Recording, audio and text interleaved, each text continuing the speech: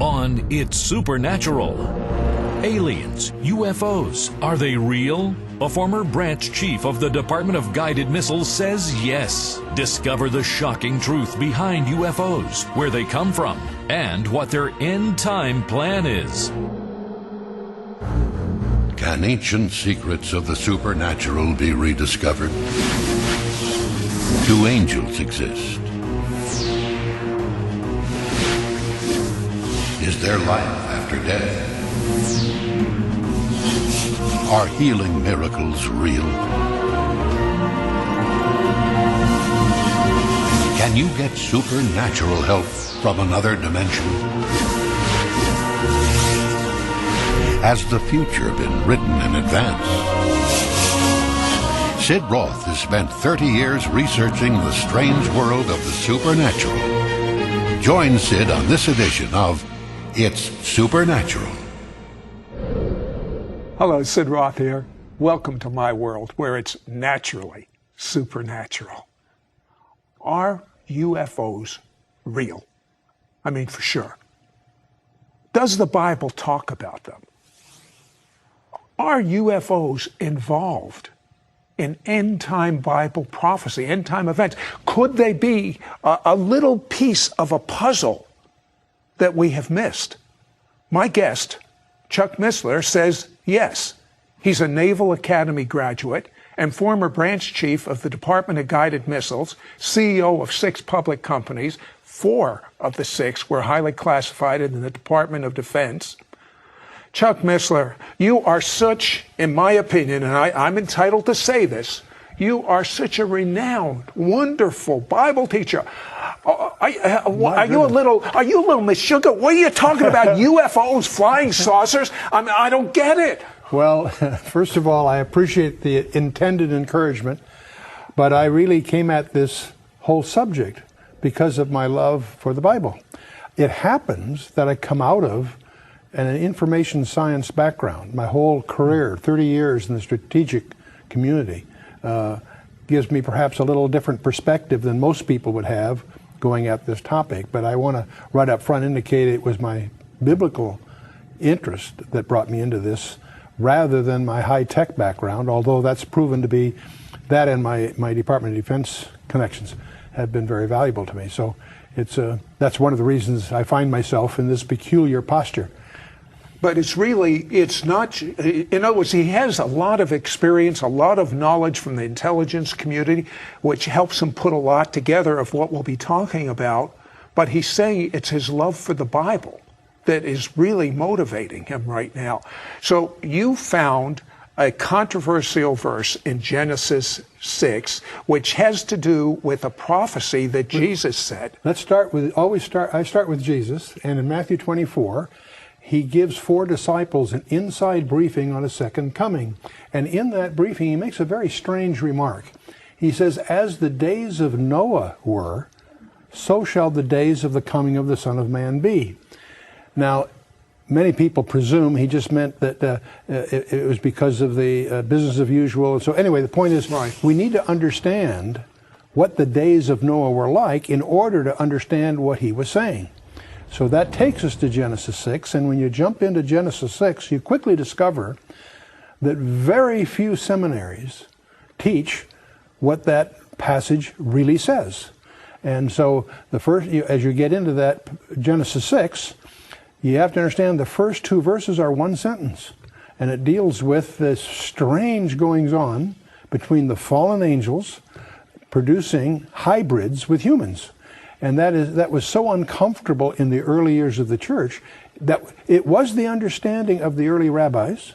It was also the understanding of the early church that what it was dealing with was fallen angels cohabiting with human women, producing a strange hybrid offspring.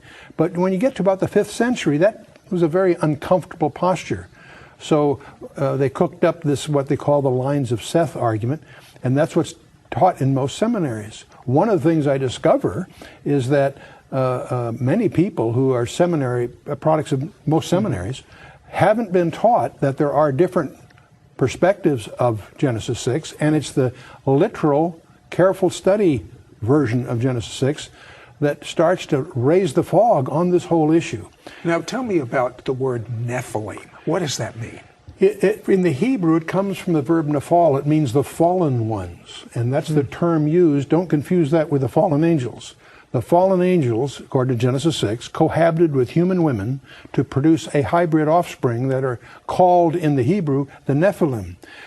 In the Septuagint version of the Old Testament, the translation of the Old Testament into Greek, they use the word gigantes, which is transliterated giants, right. And they did happen to be giants, but that's not what the word means. The word actually means, in the Greek, the earthborn.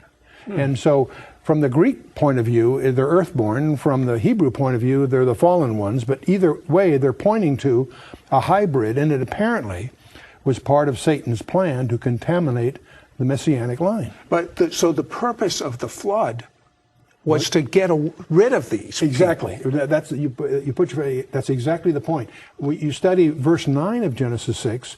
It speaks of Noah, that his genealogy was untainted, unblemished. And apparently it was a distinctive in that sense. He may not have been the only one unblemished, but the fact that he was unblemished qualified him for what God was going to do, among other things. But the point is, the whole issue that God chose to do was to save 8 people in the ark and erase the blackboard, so to speak. Okay, but if the blackboard was erased, then we don't have to fool with them today, if they were all destroyed. Except Genesis 6 verse 4 says there were Nephilim in the land in those days, comma, and also after that. And we discover, many good Bible scholars miss this, that you really won't understand subsequent events in the Old Testament by not realizing it happened again. When God in Genesis 15 and Genesis 17 confirms the land covenant to Abraham, he tells Abraham that he and his descendants are going to be away for 400 years, but after 400 years, they're going to return. That gave Satan, who's obviously listening, the realization that he had 4 centuries to lay down a minefield. And that's why when Moses enters the land and he sends his at Kadesh Barnea, he sends in the 12 reconnoiters, if I can call them that. They come back and say, and Numbers 13, verse 33 says they were Nephilim in the land. So it happened again. I'll tell you what, hold that thought. Did you know that 12 astronauts have reported UFOs? Don't go away, we'll be right back. We'll be right back to It's Supernatural. We now return to It's Supernatural. Hello, Sid Roth here with Chuck Missler. And Chuck, so many astronauts are reporting UFOs, but one was amazing. This one astronaut, John Blaha, a ham radio operator, actually picked up what he was saying. As a matter of fact, a picture's worth 1,000 words. Let's take a look at that now. The wording is as follows. Houston, this is Discovery. We still have the alien spacecraft under observance.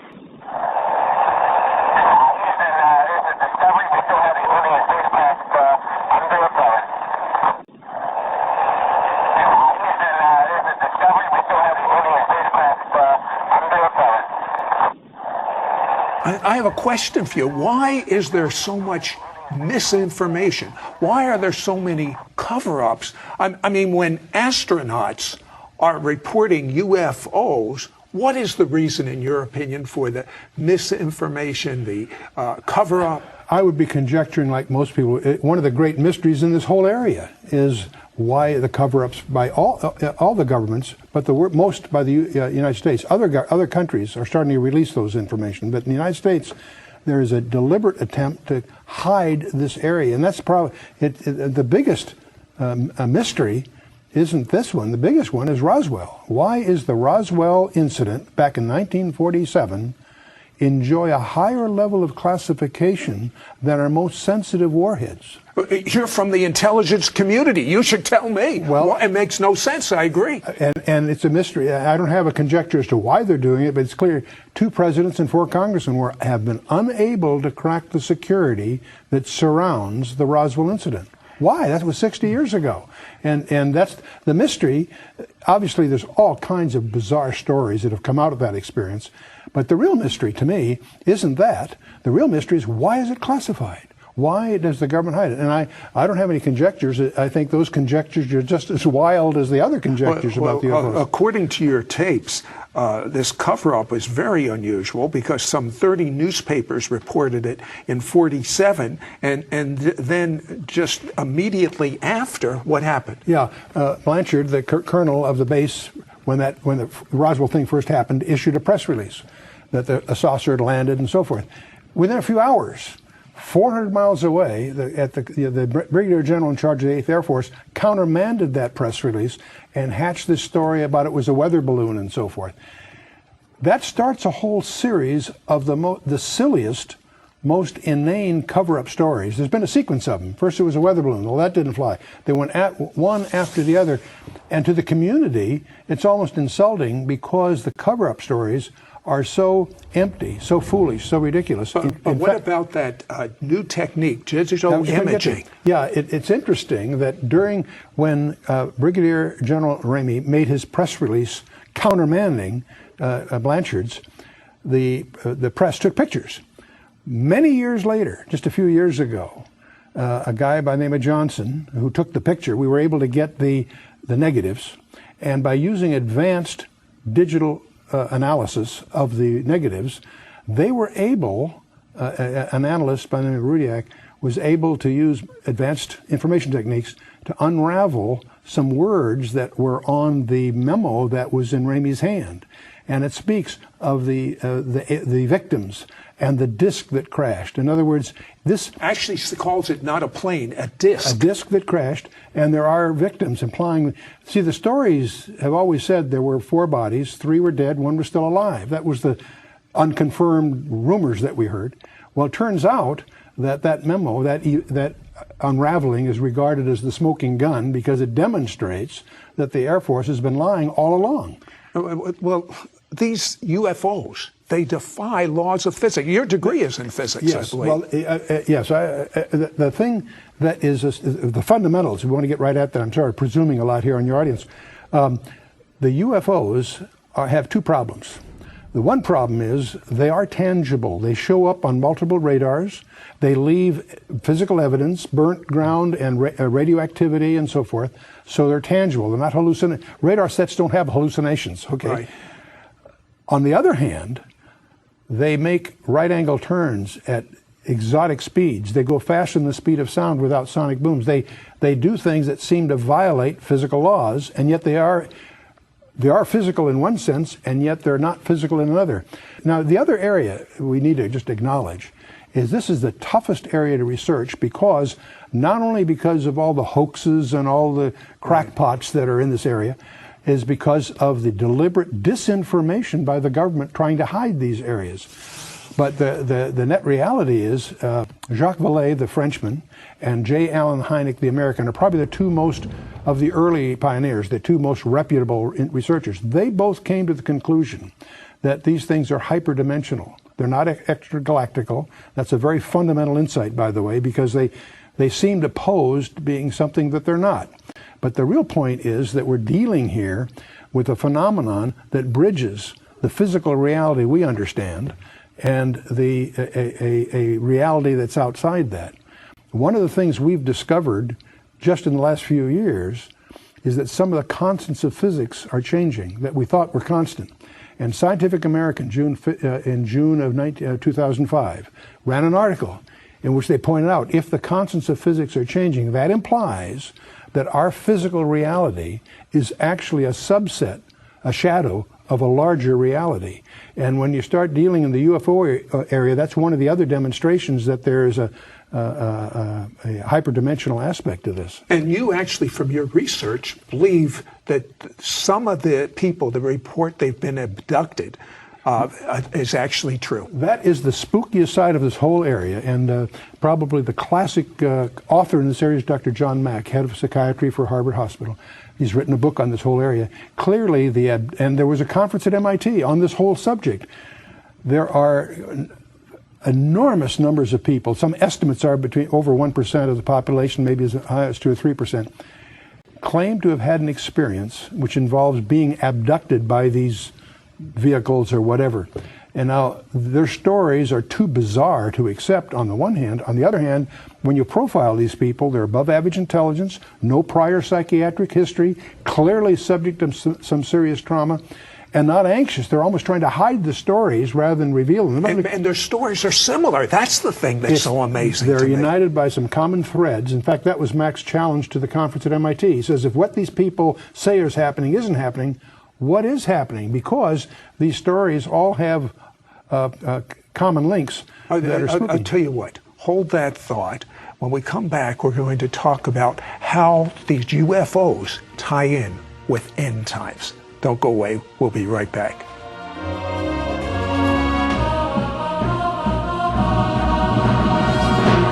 We'll be right back to It's Supernatural. We now return to It's Supernatural. Hello, Sid Roth here with Chuck Missler. And Chuck, the only reason you're involved in this is it's a missing ingredient, a missing piece, something that no one looks at in the end times, these UFOs. Are these people around today, in your opinion, these descendants of the Nephilim? I wouldn't be a bit surprised. Well, not necessarily as descendants directly, because I think that's been dealt with. But I think there's, okay. but at the same time, I do suspect that the UFOs are, in effect, a modern-day echo, if you will, and that may be what Jesus was talking about when he says, as the days of Noah were, that there's he's implying a parallelism. And so that's why we got interested in this in the first place. And if that's true, we can test it very simply, because if we're correct, these events are going to increase as we get increasingly closer to what we call the end times. Okay. There's an allusion to this that's, I mean, it really grabbed me when you explained it on my radio show from Daniel. Yes, oh, exactly. In Daniel chapter 2, we have the famous image of Nebuchadnezzar, and as he goes through it, the mystery is the iron mixed with clay. And when Daniel goes to explain what the miry clay is, he says, as for the miry clay, comma, they shall mingle themselves with the seed of men. Now, I've had the exegetical experts confirm this. The they, he shifts to a personal pronoun, but the they has to be something other than the seed of men in order for them to mingle it with us. Just grammatically, it requires that. So that leads to a speculation. What are we talking about here? One of the possibilities is that we're dealing here with something that's not the seed of men, namely Nephilim, hybrids. And that's a hint there that there will be a proliferation of hybrids at the end times, because that's what Daniel's talking about. So that's a staggering verse to deal with. You know, one of the fascinating things I find in your 2 CDs that we're making available is you talk about Joshua's assignment to destroy all the people in particular areas that a lot of people wonder about. Yeah, when you read that as a New Testament reader, you're shocked, because God tells Joshua to wipe out every man, woman, and child of 4 key tribes. And that shocks, the New Testament reader, because we don't understand that there is a gene pool problem again. We understand Genesis 6, the flood of Noah, was dealing, among other things, with a gene pool problem in the human predicament. What we don't realize is that Satan had again laid down a minefield in Canaan, because when he found out from God's revelation to Abraham that his descendants would be away and then return after 400 years, that gave Satan 400 years to lay down a minefield. When you study the book of Judges geographically, you discover that they didn't follow through in certain areas to wipe out their instructions. The places they missed was a place called Bashan. We call that the Golan Heights today. There's other areas, the central part, that we would call Judea and Samaria, but now it's called the West Bank. And right. There's the third area, a place called Gaza. And you stand back from that and you realize those areas where they failed to follow through in the book of Judges are the same areas that are under dispute today. And you begin to realize that there's a demon overlay on human history here that we need to understand. Now that's my next question. In your opinion, are we talking about aliens from foreign planets, or are we talking about demons? Well, first of all, I don't believe that even J. Allen Hyde and Jacques Vallée concluded they're not intergalactical for a number of good physical reasons. We believe they're hyperdimensional, they're demonic. They also pretend to be something they're not. That means that one of their tools is deceptions. And so that gives us a perspective of where they stand biblically. I believe that they are real today and that they are demonic in their root purpose. And so that creates a danger to anyone that isn't tutored in this area. And that's one reason that we include it in our materials in terms of our own spiritual hygiene. So, well, there were over a dozen astronauts that have reported UFOs, and one astronaut in particular, his name is Dr. Edgar Mitchell. Mm-hmm. He's appealing that the files be open. Let's take a look at that. Yeah, okay. And what I am suggesting, it is now time to put away this embargo of truth about the alien presence. And I call upon our government to open up like other governments have, and you will hear about that this morning. Like the Belgians have, the French have, the Brazilians have, the Argentines, the Mexicans have all released their files. It's about time now that we do the same thing and become a part of this planetary community. That is so amazing to me, Chuck. Are we going to open up our files or not? And the very fact there's resistance is alarming. You'd think that there's nothing to hide, they would open it up. So the question that really, you can only speculate, you only feed speculation the way they're operating, keeping it secret. Okay, former President Reagan, you were telling me about an amazing, amazing statement he made about UFOs. Well, that they may be the ingredient that it may take to get the world together. But on the presidential side, there have been 2 presidents that have tried to crack the security and couldn't, and 4 congressmen. So we need to put pressure. So what is going to happen when the President of the United States says there are UFOs, we're being invaded, there's going to be a one-world government, and, I mean, there we are, end-time prophecy. It looks like it's very easy to see how this could have a major role in setting the stage if we understand the classical biblical scenario. And that's one reason when you go at this area, your primary study should be to understand what the Bible has said all along is the destiny of man and the history, the forward history of governments. And so as we watch every day, that as we look at our newspaper and see where the world is going, not just in this area, the whole geopolitical horizon is converging. The more you know about your Bible, and the more you know about what's really going on in the geopolitical horizon, the more you see the convergence. We're plunging in to the climax of human history. Based on all of your Bible study, all your research, where's America right now? Well, America is in deep trouble. The America you and I grew up in, I believe, is over. I think that everybody, the most common question I get asked as I travel and have question and answer sessions is, where's America in prophecy? And everybody, all the end-time players in eschatology are well identified in the Bible, and they're there. America's conspicuous by not being. The other question I always get asked is, why hasn't God judged America? Billy Graham quipped several decades ago. Well, listen, we have a few seconds left in this show. We don't know when the end's going to, we don't know the day or hour. Make Jesus your Lord. Get to know him intimately. Let God say, I want to be your friend. He's speaking it to you now.